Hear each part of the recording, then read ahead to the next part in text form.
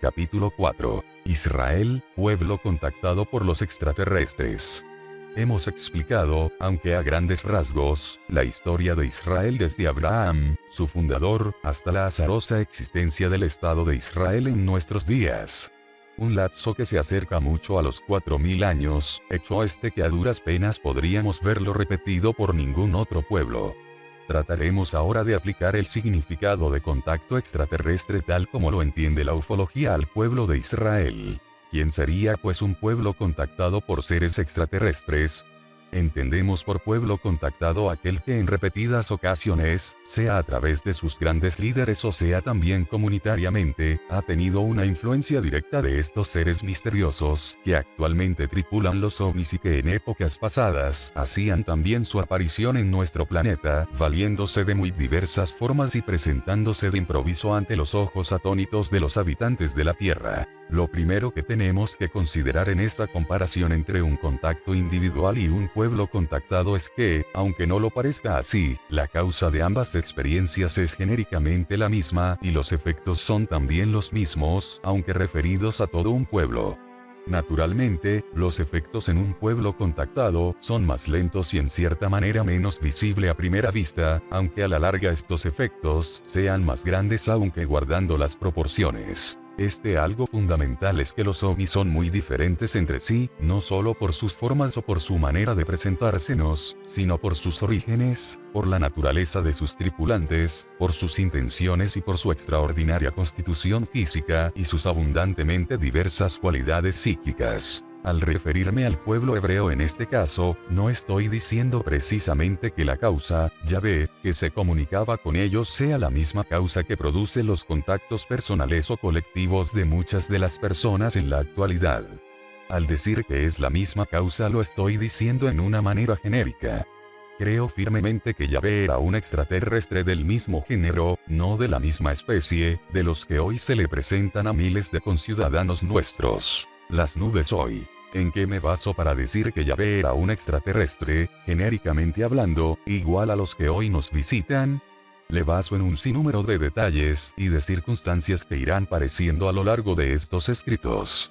Una de las circunstancias llamativas, aunque no de las más profundas, es el vehículo que usaba para presentarse tanto a la vista de Moisés como de todo el pueblo hebreo. Anteriormente he dicho que la famosa nube, durante el día, y la columna de fuego, durante la noche, es algo que ha sido visto por muchas personas y no solo por contactados. El famoso episodio del regimiento Norfolk en Gallipoli, Turquía, en la Primera Guerra Mundial, corrobora lo que estoy diciendo, y miles de otros ejemplos alrededor de todo el planeta. Por ser un hecho bastante conocido, no voy a repetirlo en detalles, y únicamente les diré a los lectores, que no lo conozcan que un regimiento neozelandés acampado en una colina vio como una de estas nubes alargadas, según los testigos tenían la una de una larga hogaza de pan, se tragó a un batallón inglés compuesto de más de 400 hombres. La densa nube con una forma y una institución muy peculiar estaba como posada en el suelo a lo largo de una carretera que discurría por una estrecha garganta. Los soldados iban penetrando en aquella nube a medida que avanzaban por la carretera. Cuando había penetrado el último soldado, la nube empezó súbitamente a elevarse a una velocidad muy moderada y se juntó con otras nubes iguales, que estaban extrañamente detenidas encima de aquella quebrada. En cuanto la nube llegó a ellas, todas comenzaron a moverse hacia el sur en dirección a Bulgaria. Acabada guerra, los ingleses exigieron a los turcos la devolución de aquel batallón, pero los turcos respondieron que nunca habían entrado en contacto con aquel batallón y no sabían nada de él.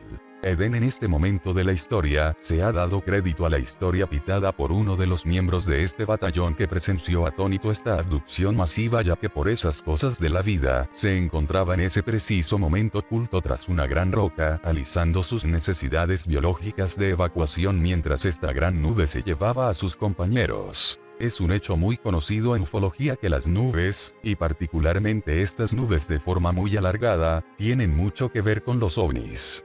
En algunas ocasiones se ha visto a ovnis de apariencia perfectamente metálica comenzar a emitir una especie de vapor y al cabo de pocos instantes dar la impresión de ser una nube más de las que en aquel momento se movían por el cielo. Es el famoso caso de Fuerte Belvoir, en Estados Unidos, refrendado por 5 fotografías consecutivas. El extraño ovni con forma de aro metálico fue despidiendo una especie de humo y en la última fotografía se puede ver una nube de contornos redondeados que en nada se diferencia de las demás.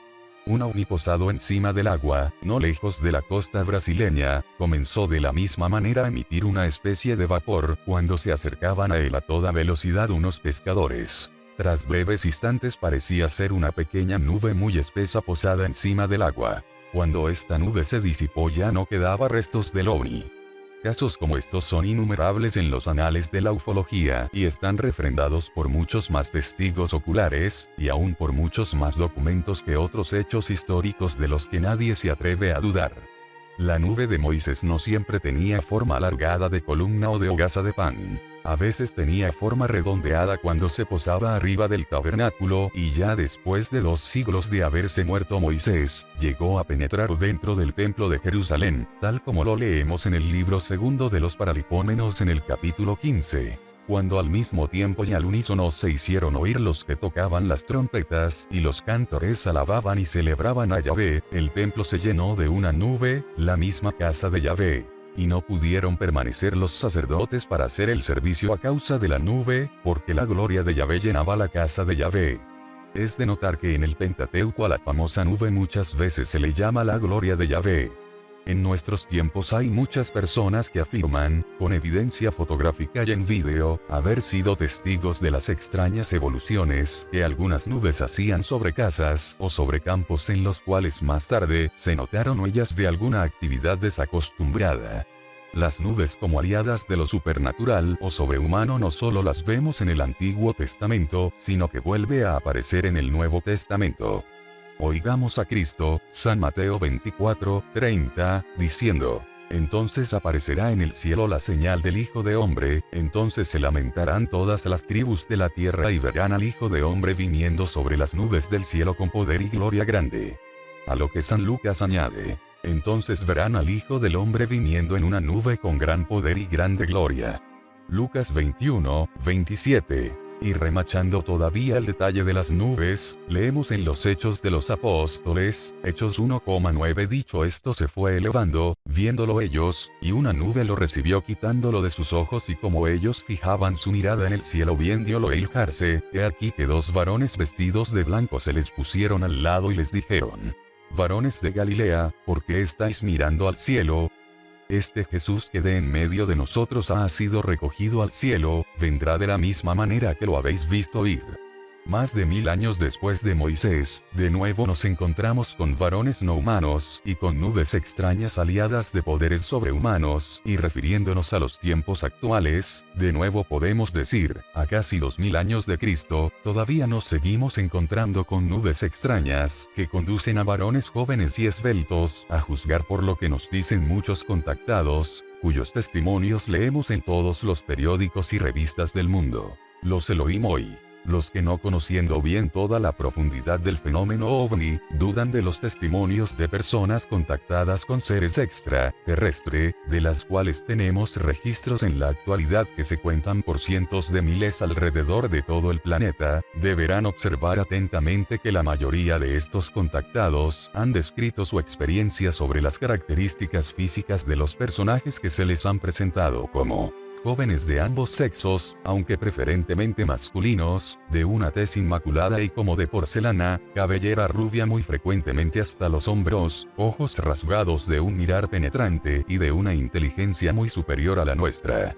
No había más que ponerles alas, aditamento inventado por los pintores de diferentes épocas, para resaltar su procedencia del espacio exterior, para que los tuviésemos convertidos en auténticos ángeles. Cuando hablamos de las manifestaciones de Yahvé en el Pentateuco, vimos como muchas veces se presentaba en forma de un joven de este tipo, y el autor bíblico en ocasiones le llamaba indistintamente Yahvé o el ángel de Yahvé.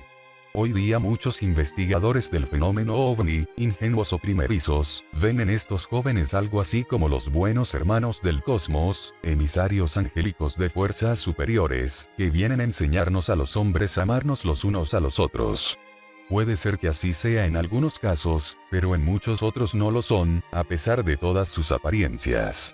Hablaremos más de esto. Indudablemente, Israel fue un pueblo que tuvo contacto a través de Abraham y Moisés, como más tarde a través de unos líderes y muchos otros miembros de su pueblo con una entidad superior llamada Yahvé que, aunque se presentaba a sí mismo como la primera fuerza del cosmos, podemos ver en él muchos de los rasgos con los que se presentan hoy otras entidades superiores y no humanas, que llegan hasta nosotros, o hacen su aparición usando vehículos y manera en todo semejantes a las que usaba Yahvé. Pongo superiores entre comillas porque su superioridad dista de ser absoluta y es más bien muy cuestionable en muchos aspectos. Cambios en los contactados. Comparemos ahora los efectos que estas apariciones y este trato producen en un contactado individual con los efectos que las manifestaciones de Yahvé produjeron en todo el pueblo de Israel. Naturalmente, en un contactado individual, nos estaremos refiriendo únicamente a unos cuantos años, o a lo más a los 2 decenios posteriores a la primera aparición, mientras que en el caso de Israel, tendremos que referirnos no solo a los primeros contactos con Abraham y Moisés durante varios siglos, sino a todos los efectos que estos contactos produjeron posteriormente a todo el pueblo de Israel a lo largo de casi 4000 años. Expansión de la inteligencia. La primera cualidad que dijimos de un contacto fue que a este se le agrandaba la inteligencia. Adquiría muchos conocimientos con frecuencia muy repentinamente. Comenzaba a destacarse intelectualmente de los que lo rodeaban. Como ya apunté anteriormente, la santidad de hombres extraordinarios por su inteligencia que el pueblo judío le ha dado a la humanidad está en total desproporción con su reducido número, si se compara con todos los habitantes del planeta. Esto no solo es válido para los siglos anteriores, cuando la cultura era privilegio de unos pocos, sino que en los tiempos actuales, si cabe, esta desproporción es todavía mayor ya que es indudable que el número de hombres de ciencia eminentes de raza judía no guarda proporción alguna con el número de judíos, si se comparan estos con la población total del mundo. Por poner tan solo un ejemplo, los aficionados al cine no tienen idea de la cantidad enorme de artistas de la pantalla famosos que se cuentan entre los descendientes de Jacob. De saberlo, se quedarían pasmados. Lo mismo se podría decir de la cantidad desproporcionada de los judíos que han ido acreedores al premio Nobel, y no vale decir que es debido a afluencias o manejos turbios que el pueblo cristiano tan fácil es en atribuirle a los descendientes de Moisés, sino que hay que reconocer que la honrosa distinción sueca les ha sido concedida pura y simplemente por sus grandes méritos en las ciencias respectivas. Tengo que resistir aquí la tentación de poner listas de judíos famosos por sus inventos, por su arte o por su ciencia. Solo en el capítulo de violinistas o pianistas súper famosos no creo exagerar si digo que los judíos acapararían por lo menos la tercera parte de la lista. Y si nos referimos al campo de la política, tenemos el caso totalmente increíble de cómo los judíos han logrado dominar diplomáticamente y poner a su servicio a la potencia mayor del mundo, los Estados Unidos, a los que vemos ir contra sus propios intereses al arriesgar su vital suministro de petróleo árabe y su posible enfrentamiento con varios países, por conservar a como dé lugar su amistad con el pueblo judío.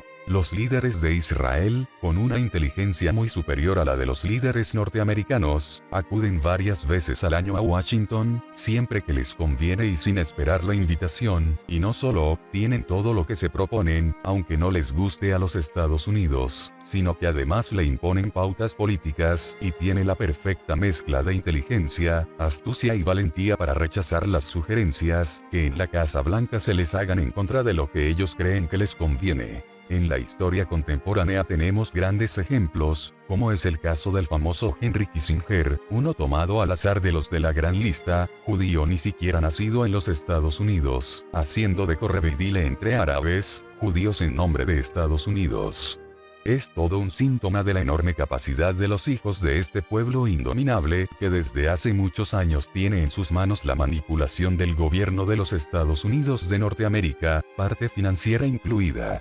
No se puede dudar que en un pueblo tan traqueteado como el pueblo israelita ha tenido que ir desarrollando a lo largo de los siglos una especie de selección natural o darwiniana. Aquellos que no eran inteligentes, perecían en alguna de las 40.000 atrocidades de las que han sido víctimas en todas las épocas y en todas las latitudes del globo. Los que por inteligencia natural previeron lo que se les venía encima, huyeron y esos fueron los que han dado origen a los judíos de hoy en todo el planeta. Aunque parezca una burla un poco macabra, este suceso se ha venido repitiendo con no poca frecuencia a lo largo de los siglos, dando una explicación, aunque solo sea una parte, del alto cociente de inteligencia que en general ostentan los hijos de Israel. Vuelvo a insistir que estoy hablando de todo un pueblo y no de individuos en particular. Y por eso es por lo que lo dicho anteriormente, no testa para que pueda haber un determinado individuo judío que sea diferente y no descuelle nada de sus compañeros de trabajo. Pero hablando en general, podemos ver repetida en el pueblo judío la expansión de la mente que vimos en los contactados individuales, después de su experiencia con los tripulantes de un ovni. Reciben poderes. Detrás de las cualidades que se ven muy frecuentemente en los contactados, es la de tener alguna clase de poder recibida de los extraterrestres o de los seres que los contactaron, o el despertar de sus facultades extrasensoriales, prescindiendo ahora de cuál sea el origen de ellos. Este poder o cualidad suele ser en primer grado el que acabo de apuntar de la expansión de su inteligencia. Pero en muchas ocasiones, además de esto, el contacto recibe algún otro poder, alguna capacidad o habilidad que lo hace descollar inmediatamente de entre los demás. Esta especie de poder se puede ver en Israel en varias cosas, pero sobre todo el poder o la cualidad específica que Israel tiene y ha tenido a lo largo de los siglos es su vitalidad, su resistencia a la desaparición, su cohesión como pueblo a pesar de haber pasado la mayor parte de su historia, errante y diseminado por todo el mundo. Si nos referimos al Estado de Israel en sus 50 años de vida, a pesar de su pequeñez y a pesar de estar rodeado por sus enemigos, teóricamente mucho más grandes que él. Si como nación, los judíos no han podido demostrar en épocas pasadas estos poderes, por haber estado difusos entre las demás naciones durante gran parte de su historia, sin embargo estos poderes o estas capacidades extraordinarias las podemos ver en el transcurrir de los siglos en muchos de sus hijos, dejando a un lado a muchos otros, que han tenido una gran influencia en la historia de la humanidad. Me referiré únicamente a 4 judíos gigantes, que han cambiado el curso de la historia humana. Son ellos Jesús de Nazaret, Cristóbal Colón, Carlos Marx y Alberto Einstein. De Jesucristo es inútil hablar pues en un sentido o en otro está en la mente de la mitad de los habitantes del planeta y ha sido el que durante 20 siglos ha pautado directa o indirectamente, bien y no tan bien, dependiendo del que haga el juicio, la historia del mundo occidental. Ha sido el hombre más admirado, más seguido y amado de cuantos han nacido de mujer y, gústeles a los judíos o no, ha sido el judío más grande y universal, que ha brotado de la estirpe de Abraham.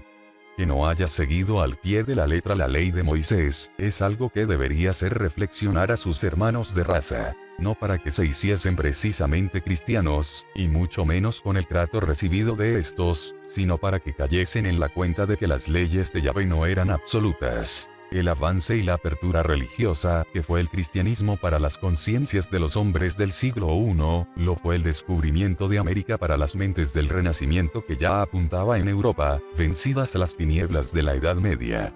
Tampoco hay gran necesidad de hacer hincapié en la enorme importancia que tuvo para el mundo occidental la hazaña de Colón. Este humilde judío gallego, y de que era ambas cosas hay pruebas más que suficientes para el que quisiera examinarlas sin prejuicios, acabó con una cantidad de mitos que tenían atemorizado al hombre antiguo, haciéndolo llegar repentinamente a su madurez, al construirlo en dominador del planeta, aunque a qué costo. Ya en la era moderna, aparece el otro gigante judío que para bien o para mal, revolucionó por completo las ideas sociales, políticas y económicas de su tiempo y del nuestro. Estése de acuerdo con él o no, hay que reconocer que la obra de Marx ha hecho dar un viraje que todavía está en proceso y que es la principal causa de la conmoción por la que actualmente está pasando el planeta, debido a la cual, muchos pueblos del mundo o se pondrán por fin de pie en el camino del progreso o se irán definitivamente a la cuneta de las tiranías y del caos. Por último, Alberto Einstein, con su ciencia físico-matemática, inició para la humanidad la era atómica cuyos alcances todavía desconocemos. Una nación que hubiese producido a estos 4 hombres podría sentirse orgullosa de su papel decisivo en la historia de la humanidad. Israel no pudo como nación atribuirse esta gloria ya que sus hijos se hallaban por entonces dispersos por todo el mundo, con muy diversas nacionalidades o ciudadanías. pero sus hijos demostraron aisladamente que el contacto con Yahvé había tenido gran influencia en sus antepasados, pues habría dejado sembradas en sus genes las semillas de la genialidad.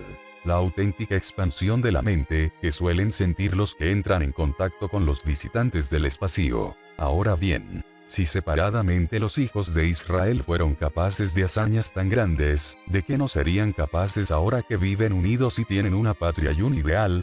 Alguna prueba de lo que son capaces ya la han dado en la seguridad y firmeza con la que han planteado en Palestina y en la contundencia y celeridad con que se han liberado de los ataques de sus enemigos. Son diferentes. Dije anteriormente que los contactados individuales, una vez tenida su experiencia, cambian su modo de vida y en cierta manera cambian su personalidad. Comienzan a diferenciarse bastante de los que los rodean dejando los hábitos de conducta que hasta entonces habían tenido. En general se puede decir que los extraterrestres los hacen apartarse o disociarse. Israel, como pueblo, a partir de las primeras manifestaciones de Yahvé, puede decirse que cumplió como un eslogan turístico que leemos con frecuencia. Comenzó a ser diferente. Su fidelidad a los principios y mandamientos de Yahvé lo hacían ser bastante diferente, y por desgracia está bastante apartado y disociado, no solo de los pueblos árabes que lo rodean, sino de la mayor parte de las naciones del mundo. Estas, si ya no pueden perseguir a los judíos individualmente, demuestran por lo menos claramente su antipatía hacia el Estado de Israel. Es notorio ver cómo en las Naciones Unidas, en cuanto hay alguna proposición en la que esté envuelto Israel, un gran número de naciones reaccionan enseguida violentamente contra cualquier pretensión del pequeño Estado. Esta animadversión tan general es un hecho muy curioso y digno de consideración, y a ello le dedicaremos algunos párrafos posteriormente. Un hecho muy común entre los auténticos contactados individuales es el de que si son casados se divorcian, una vez tenida su experiencia, pues empiezan a ver la vida de una manera completamente diferente. Israel, no solo hoy sino que en tiempos pasados, y no solo como Estado independiente, sino como grupo étnico o religioso en pequeñas comunidades o grupos entre diversas naciones, ha estado siempre como divorciado o separado en el fondo, aunque en la superficie haya colaborado con casi todas las actividades de la vida cívica y haya estado mezclado en todas las tareas diarias de varios países, especialmente las que tienen que ver con el dinero. Objetos de piedra. En esta enumeración de las cualidades de los contactados, o más bien de los efectos de su trato con los tripulantes de los ovnis, hay ciertos pequeños detalles que le dicen mucho a los que conocen bien el fenómeno ovni y que por otra parte acrecientan el paralelo entre el contactado individual y el pueblo contactado. Uno de estos detalles que por muy oído pasa inadvertido, es el don que Yahvé le hizo a Moisés en lo alto del monte Sinaí. Los contactados individuales así siempre reciben un mensaje, como he dicho anteriormente, pero lo que es mucho menos frecuente es que reciban también alguna prueba material de que han tenido trato con los tripulantes de un ovni. Y curiosamente, cuando reciben esta prueba, que de ordinario no es nada convincente, no suele ser un objeto sofisticado, algún aparato de gran técnica o cualquier otro instrumento capaz de convencer a los incrédulos. Paradójicamente, lo que suelen recibir es una piedra que frecuentemente está grabada, o algún tipo de material que no existe en este planeta. He tenido en mis manos varias de ellas de diferentes contactados, y a primera vista ninguna de ellas tenía nada de especial como para convencer a nadie de que su poseedor habría estado en contacto con seres no humanos. Pues bien, a Moisés no le dieron los 10 mandamientos escritos en un papiro ni en unas tablas de bronce, ni tallados en madera. Se les dieron esculpidos en una piedra. Detalle insignificante, si se quiere, pero que añadido a los 1000 otros detalles que conocemos los que nos hemos dedicado con ahínco y por bastante tiempo al estudio del fenómeno ovni, nos hacen pensar que detrás de todas estas manifestaciones tan simbólicas e incomprensibles para la mente humana, hay una causa común. Una causa muy inteligente y compleja por una parte, pero muy simple y muy falta de lógica por otra. Comienzan a viajar. Otra circunstancia bastante común que se da en los contactados individuales es que estos comienzan a viajar enseguida una vez que han tenido su experiencia. Comienzan a llevar una vida agitada. No hay que hacer mucho esfuerzo para aplicar esta cualidad al pueblo de Israel. La primera orden que recibe Abraham es la de ponerse en movimiento y abandonar su tierra. Enseguida viene Jacob, que con sus 12 hijos se va a vivir a Egipto, e inmediatamente aparece Moisés con sus 40 años de caminar por el desierto. Más tarde de nuevo en movimiento con el doble exilio de Babilonia, y posteriormente, una vez destruida la ciudad santa por los romanos, la imagen del judío errante entra en la literatura.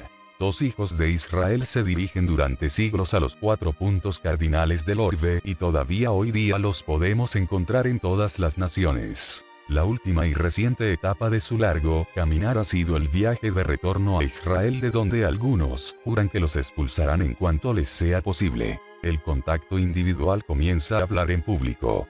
Por un lado, es muy frecuente que sus contactadores se lo digan y lo muevan a ello, y por otro lado, se siente él mismo inclinado a difundir el mensaje. Es una especie de apostolado que se autoimpone. Y en este particular, hay que notar un curioso paralelo que existe entre muchos contactados de hoy y Moisés y algún otro profeta. Muchas veces, el contacto individual, debido a su falta de conocimientos o de cultura, se siente completamente incapacitado para la misión que le asignan, y así se lo hace ver a sus mentores extraterrestres. Sin embargo, estos lo animan a que difunda el mensaje para que lleve a cargo la tarea que ellos le asignan. Le dicen que ellos lo ayudarán, que tenga fe en ellos, y de hecho, en cierta manera se le van abriendo las puertas al contactado, y este logra cosas en las que nunca hubiera soñado si él de su propia voluntad se hubiese lanzado a esa misma tarea. A Moisés le pasó algo por el estilo. Él se sentía muy pequeño para la obra que Yahvé le asignaba. Yahvé, sin embargo, lo animaba a que tuviese confianza en él y en sí mismo. He aquí como nos lo cuenta el libro del Éxodo capítulo 3. Ve por tanto, le dice Yahvé, y te mandaré al faraón para que saques a mi pueblo, los hijos de Israel, de Egipto. Moisés respondió: ¿Quién soy yo para ir al faraón? Respondió Yahvé: yo estaré contigo. Capítulo 4. Respondió Moisés: mira que no me creerán, ni escucharán mi voz, pues dirán: ¿no se te ha aparecido Yahvé? Díjole Yahvé: ¿qué es eso que llevas en tu mano? Una vara, respondió él. Y le replicó Yahvé: arrójala a tierra. Tírala a tierra. Y convirtióse en una serpiente. Y huyó Moisés de ella. Dijo entonces Yahvé a Moisés: extiende tu mano y agárrala por la cola. Y él extendió la mano, la agarró y volvió a ser vara en su mano. Esto es para que te crean que se te ha aparecido Yahvé, Dios de tus padres, Dios de Abraham, Dios de Isaac y Dios de Jacob. Díjole además Yahvé: mete tu mano en tu seno. Metió su mano en su seno y la volvió a sacar, y he aquí que su mano estaba blanca como la nieve. Y le dijo: vuelve a meter tu mano en tu seno. Volvió a meter la mano en su seno, y cuando la sacó, era como su carne. Así pues, le dijo Yahvé: si no te creen ni escuchan tu voz a la primera señal, creerán a la voz de la segunda, y si no creen tampoco estas dos señales, y no escuchan tu voz, tomarás agua del río y la derramarás en el suelo, el agua que sacarás del río se convertirá en sangre sobre el suelo. Cito largamente este texto porque en él aparece Yahvé confiriéndole a Moisés los poderes de los que hablé anteriormente. Señor, yo no soy hombre elocuente, y esto no es de ayer, ni desde anteayer, ni desde que tú hablas con tu siervo, sino que yo soy torpe de boca y torpe de lengua. Respondióle Yahvé: ¿quién ha dado al hombre la boca? ¿Y quién hace al mudo y al sordo y al que ve y al ciego? ¿No soy yo Yahvé? Ahora pues vete, y yo estaré en tu boca, y yo te enseñaré lo que has de decir. Mas Moisés replicó: Señor, te ruego que mandes tu mensaje por mano de otro. Entonces, se encendió la ira de Yahvé contra Moisés, sentirse pequeño y desproporcionado para la difusión del mensaje y para la tarea que le ha sido encomendada, es algo que he oído muchas veces de los propios labios de los contactados, que desconocedores de toda la profundidad del fenómeno por el que están pasando, y fieles por otra parte a los seres extraordinarios que se les han presentado, se sienten angustiados por su incapacidad manifiesta para llevar a cabo la tarea encomendada. Jonás, el profeta, se siente tan impotente para realizar la tarea, que Yahvé le quiere encomendar que en vez de protestar, huye y toma un barco para dirigirse a ultramar, pero Yahvé le sale al encuentro en la mitad del mar valiéndose de un gran pez que se lo traga. Y más tarde lo deposita en tierra. Jeremías, en cambio, le hace ver a Yahvé su impotencia. Habló mi Dios en estos términos: antes de formarte en el seno materno, te conocí. y antes que salieras del seno, te santifiqué. Para profeta entre las naciones te he constituido. Yo contesté: Ah, Señor Yahvé, he aquí que no sé hablar, porque soy un adolescente. Yahvé me respondió: No digas soy un adolescente, sino anda a donde quiera que yo te enviaré y habla todo lo que yo te dijere. No tengas miedo delante de ellos, porque yo estoy contigo para librarte. Después extendió Yahvé su mano, y tocando mi boca me dijo: He aquí que pongo mis palabras en tu boca.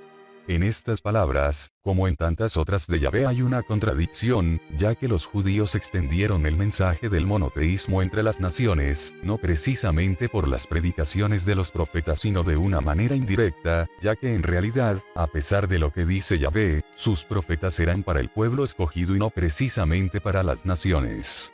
Lo más que recibieron de los profetas a lo largo de la Biblia fueron maldiciones. Este es otro rasgo que singulariza mucho a Israel: su nulo afán proselitista, en lo cual tanto se diferencia del Islam y el cristianismo. Da la impresión de que no les interesa si los demás pueblos creen o no creen en su Dios. Ellos tienen la verdad y allá los demás con sus creencias. En realidad, si cristianos y musulmanes hubiesen seguido esta filosofía, hubiera habido muchas menos guerras santas, cruzadas y conversiones en masa, y consecuentemente mucha menos sangre derramada y muchas menos conciencias injustamente torturadas. Como dije anteriormente, una de las cosas más esenciales que recibe el contactado es un mensaje que viene avalado y refrendado por los poderes o capacidad de hacer hechos prodigiosos. Hace solo unas líneas oíamos a Yahvé diciéndole a Moisés: Si no te creen con el primer prodigio, te creerán tras el segundo, y si no, te creerán con el tercero. Mensaje de Yahvé a Israel. El mensaje fundamental que recibe el pueblo hebreo de Yahvé a través de Moisés es el mensaje del monoteísmo. No hay más que un Dios y ese Dios es Yahvé, pero de la misma manera como en los mensajes que reciben los contactados individuales suelen haber frecuentes contradicciones que no aguantan una seria crítica racional, pues en todos los mensajes de Yahvé existen contradicciones, como hemos podido ver en las páginas anteriores y en las que volveré a insistir más tarde. Yahvé se presenta como el Dios universal, y sin embargo actúa como un Dios local, de tercera categoría. Yahvé quiere ser llamado benigno y lleno de misericordia, y sin embargo muchas veces actúa con una fiereza temible. Predica la mansedumbre, pero él es vengativo. Se presenta como un padre, pero castiga como padrastro. Dice ser el único Dios y está constantemente celoso de otros dioses. Promete bendecir especialmente a su pueblo, y su pueblo es el más perseguido de todos los pueblos. Le promete convertirlo en una nación fuerte, y tarda 3500 años en cumplir a medias su promesa, gracias a que la ONU le completó el trabajo.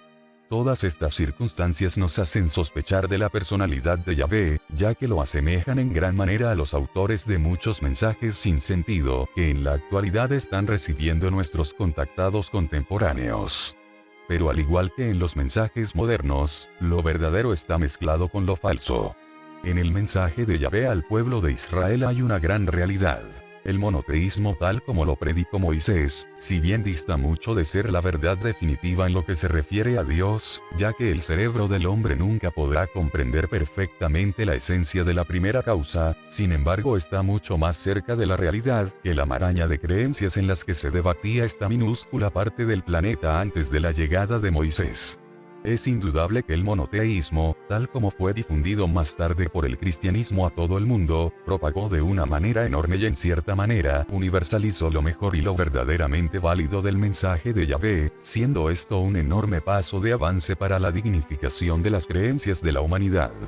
Dependiendo de los ojos con los que mire el lector, se podría decir que el mensaje de Yahvé al pueblo hebreo, además del monoteísmo, tuvo una segunda parte. La promesa de un Mesías. Si bien es cierto que para los cristianos esta promesa ya se cumplió, aunque de ninguna manera con las características que habían anunciado los profetas, los judíos están todavía esperando su llegada, que a medida que pasa el tiempo se hace más improbable. Este abandono a sus protegidos e incumplimiento de sus promesas es normal en todos los Yahvé, y de ello hablaremos enseguida. Recuérdese de paso que al hablar de los contactos individuales, dijimos que sentían una compulsión a escribir los mensajes y las instrucciones que recibían de sus protectores, y que hay en muchas partes de este mundo cientos de boletines en los que se detallan las comunicaciones de los hermanos mayores del cosmos. Esta compulsión para escribir fue claramente manifiesta en el pueblo de Israel. Su resultado se llama la Torá, Biblia, y el Talmud. Cientos de autores se sentaron durante 1200 años a escribir las comunicaciones que les llegaban de Yahvé, y cuando Yahvé dejó de hablar todavía siguieron sentándose durante siglos los Saboraim, los Risonim, los Gaonim, los Amoraim, los Tanaim, aún en medio de 1000 persecuciones para comentar, explicar, ampliar, resumir y complicar las comunicaciones que sus antepasados habían recibido. Total que a esta ya nada breve ni sencilla Biblia, los sabios le añadieron nada menos que 35 gruesos volúmenes, en la edición inglesa Sonsino, de comentarios, es decir, la misma compulsión de los contactados de hoy, que aún sin medios económicos, se sienten obligados a sacar sus boletines para comunicar al mundo las inmediatas catástrofes que los hermanos superiores les han anunciado.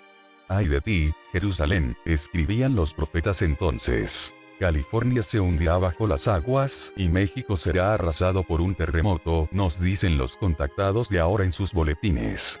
Pero las catástrofes no vienen, y cuando vienen no son las que habían predicho los profetas. Sufrimientos. Hora de las cosas que les suelen suceder a los contactados individuos es después de haber tenido su experiencia, es que comienzan a alternar los triunfos con los fracasos y la fama con las persecuciones. Una cosa muy específica es que comienzan a sufrir, sea de males físicos o de males psíquicos. Contactado tiene indudablemente momentos de gloria derivados rectamente del hecho de haber sido contactado. Goza al verse recibido en ambientes a los cuales nunca hubiera soñado llegar. Alce hablando en público y al verse rodeado de discípulos, que de ordinario se fanatizan y suelen endiosar al contactado. Al verse favorecido con donativos para abrir centros o institutos, para difundir el mensaje e impartir cursos de alguna ciencia cósmica.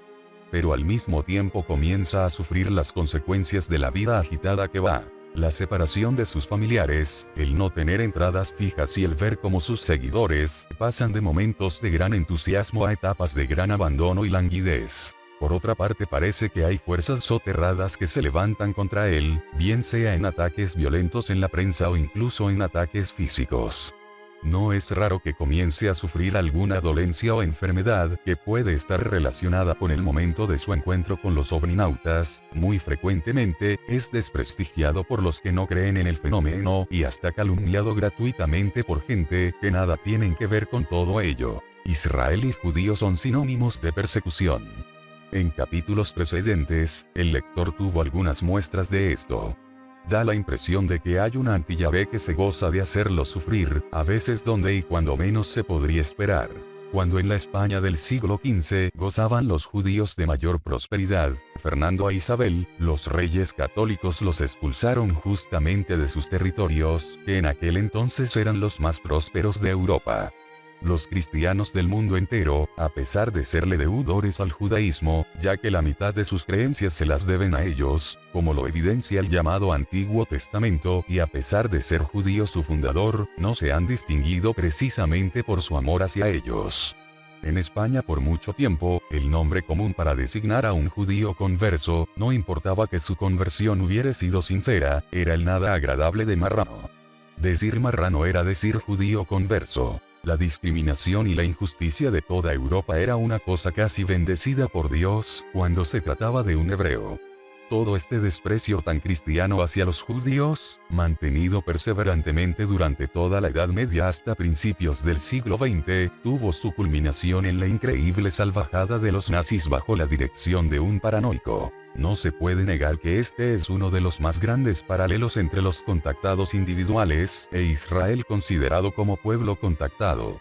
El que conozca la vida de muchos contactados con su inseguridad, su perpetuo movimiento, su aislamiento a pesar de estar siempre en medio de gente, su agitación constante, su espera perpetua por la gran manifestación o la aparición definitiva de su protector, etcétera, etcétera, verá en todo ello un espejo de lo que ha sido la vida del pueblo de Israel a lo largo de los siglos. Este aspecto del sufrimiento de los contactados es algo en lo que insistiré posteriormente, ya que tiene una gran importancia para evaluar todo este interesantísimo fenómeno. Otra de las cosas que les suele pasar a los contactados individuales es que sus discípulos comienzan a distorsionar el mensaje o comienzan a dividirse, haciéndose la guerra entre ellos y llenando de desconsuelo al contactado.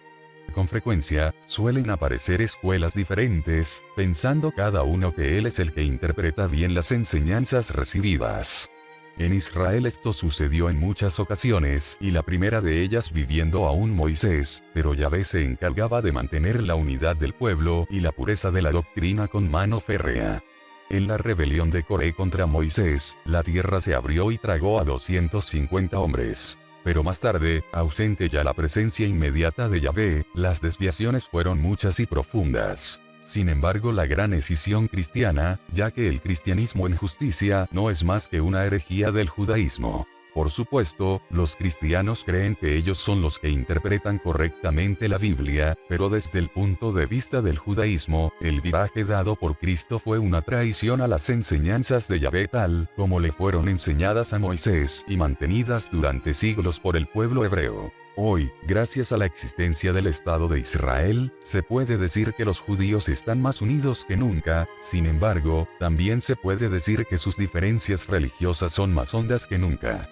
Antiguamente, el que practicaba la ley se disolvía entre los goyim, y este ha sido el caso de millones de judíos a lo largo de 3 milenios, pero hoy día, hay muchos judíos que no practican ni creen en la ley de Moisés, y sin embargo se sienten tan judíos como sus hermanos practicantes, abandonados. Tocaré ahora una característica muy importante que se suele dar en los contactados individuales, y que veremos exactamente repetida en el pueblo de Israel. El abandono de que suelen ser objeto por parte de sus protectores, al cabo de un tiempo.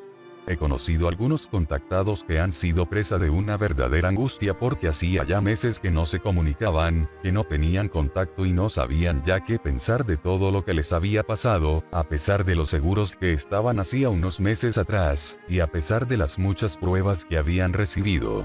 Este silencio por parte de sus protectores es lo que ha hecho enloquecer a más de un contactado. Unas experiencias tan vivas y maravillosas, convertidas finalmente en un silencio total, les hacían dudar de todo.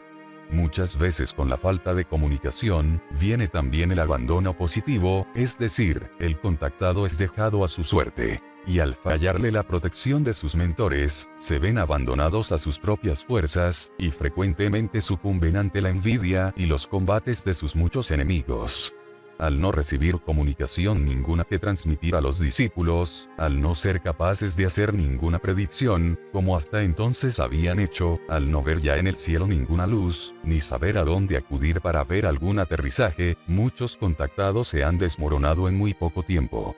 En otras ocasiones, la naturaleza del mensaje no era nada simple y conllevaba acciones y riesgos para los contactados, que no encajaban en nuestra lógica, acciones que estos estaban llevando a cabo en el momento en que sus protectores se retiran, y entonces es cuando tienen que sufrir las consecuencias de sus acciones, que en no pocas ocasiones han sido disparatadas. Desgraciadamente, muchos de los contactados dan fe ciega a los mensajes que reciben, y en vez de usar su razón y enjuiciar críticamente las órdenes que reciben, se lanzan a aventuras descabelladas e ilógicas que para todo el mundo, menos para sus fanáticos seguidores, son cosas sin sentido y obras de alucinados.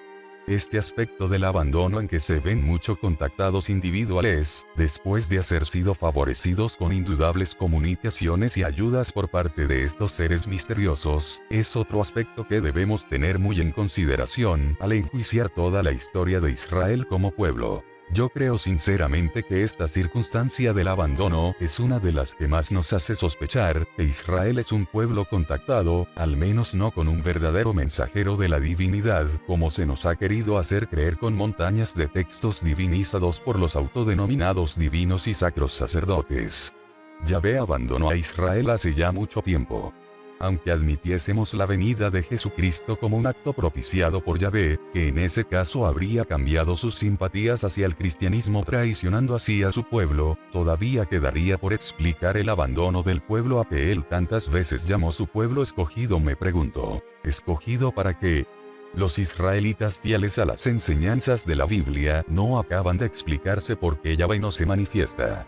¿Por qué no ha enviado a su Redentor? ¿Por qué tantas tribulaciones y tanto dolor generación tras generación, siendo como son el pueblo escogido?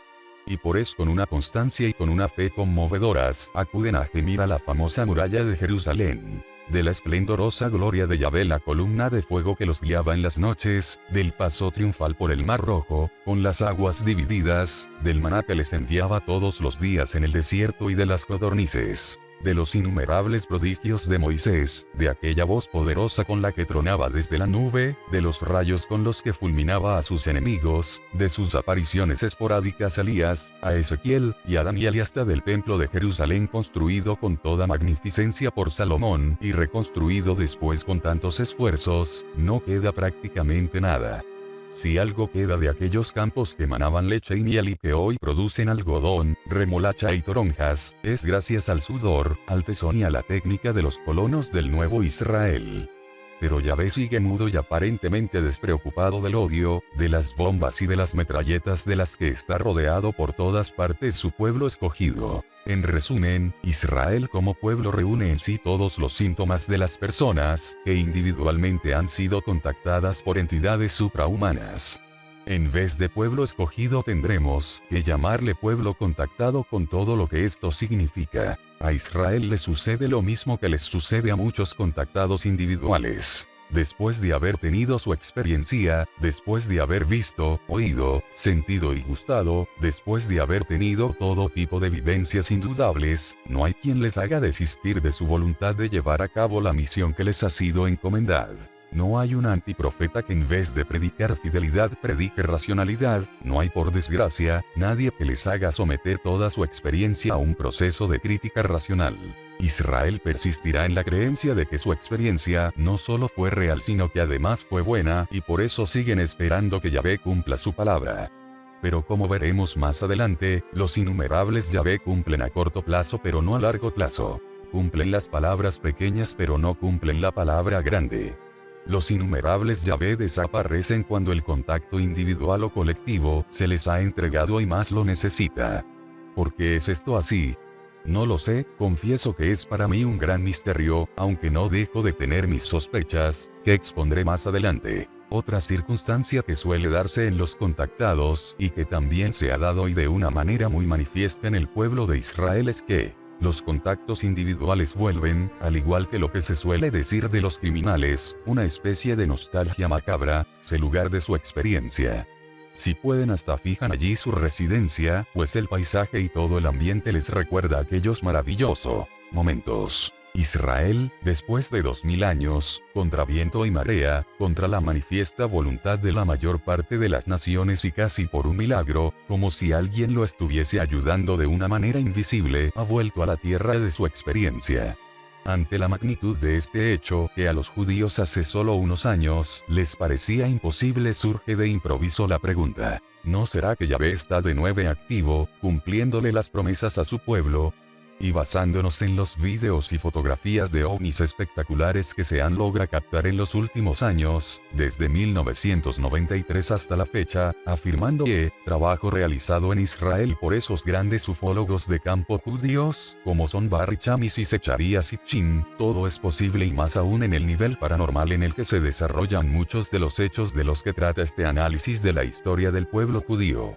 Y si ciertos rumores que han llegado a mis oídos, acerca de una intensa actividad ovni especialmente en el Medio Oriente durante las guerras entre los judíos y árabes, fuesen verdaderos, no me extrañaría demasiado que el viejo Yahvé, o alguien que se quiere hacer pasar por él, estuviese de nuevo en campaña. Pero aunque así fuese, Israel tendría el total derecho de hacerle preguntas tan sencillas y directas como estas a su Dios. ¿Dónde has estado durante estos últimos 2000 años? ¿Para qué vienes ahora? Para darnos otra misión y seguirnos protegiendo de la misma manera que lo has hecho durante los últimos 3000 años. Y los que no somos israelitas tenemos el derecho a preguntarnos: ¿no será que Yahvé, siguiendo su vieja costumbre, ha hecho volver a su pueblo para darse el gusto de ver cómo los babilonios de hoy lo castigan por sus pecados?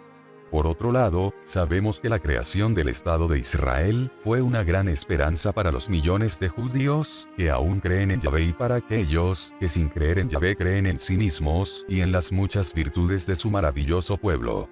Pero conociendo al viejo Yahvé, uno tiene miedo de que muy disimuladamente y bajo apariencias de estar cumpliendo su palabra, haya inducido a su pueblo a un suicidio, disfrazando su iniciativa como una guerra territorial. El futuro de Israel. Para definir lo que a continuación describiré, señalo la total imparcialidad de mi análisis, deseando no solo para el pueblo de Israel sino para todos los cananeos, moabitas y filisteos de hoy, con los que están enzarzados en una lucha tan cruenta como inútil, la mejor de las suertes. Vamos a tratar, siempre a la luz de la ufología, prever un futuro para Israel, basándonos para ello, al igual que hemos hecho a lo largo de todos estos escritos, en lo que les sucede normalmente a los contactados individuales. Ante todo, hay que tener en cuenta que no estamos manejando hechos matemáticos que tengan necesariamente que suceder, pues no a todos los contactados les ocurren las mismas experiencias. Y al igual que las relaciones con los extraterrestres suelen variar mucho entre unos contactados y otros, de la misma manera sucede que los cambios que se operan en sus vidas suelen ser bastante diferentes entre unos contactos y otros, habiendo unas constantes como hemos señalado anteriormente. Sin embargo, hay un tipo de experiencias y apariciones que suelen tener consecuencias muy parecidas en todos aquellos que las han tenido. Es el contacto o aparición fuerte, perfectamente físico, hecho en solitario y de ordinario en un lugar apartado y no provocado o buscado por la persona contactada sino más bien señalado o infundido por su contactante. Además, se puede añadir que en este tipo de contacto, el vehículo físico está presente y es visto por el contactado, al igual que los tripulantes del ovni, que de ordinario se dirigen a él, le hablan y, sabiéndolo él o sin saberlo, lo introducen dentro del aparato, en donde frecuentemente lo someten a algún de manipulación tanto física como mental, siendo las más frecuentes las punciones en brazos, piernas y genitales, y en varios casos colocación de implantes como factores de rastreo físico. Al pan, esta manipulación es la causante de todas las mutaciones físicas psíquicas que más tarde se obran en el contactado y su descendencia. A la luz de todo esto, creo que se puede afirmar, y ojalá me equivoque, que el futuro de Israel es, cuando menos, peligroso para la humanidad. En su historia pasada estos peligros han dejado de potenciales y se han manifestado como reales en muchísimas ocasiones.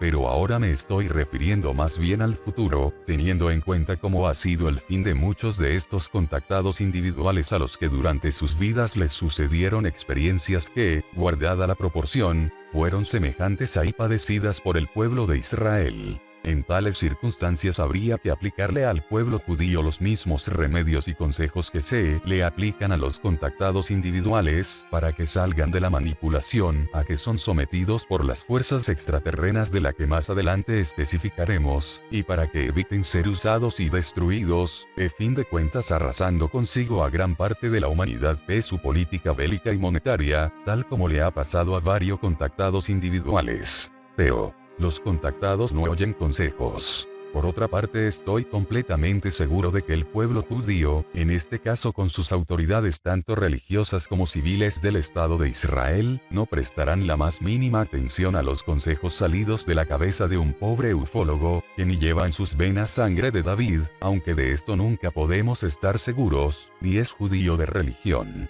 Sé que tratar de convencer a todo un pueblo de que sus creencias milenarias tienen que ser revisadas y reinterpretadas es una tarea que no está en las manos de ningún simple mortal. Y yo tengo todo de mortal y muchísimo de simple.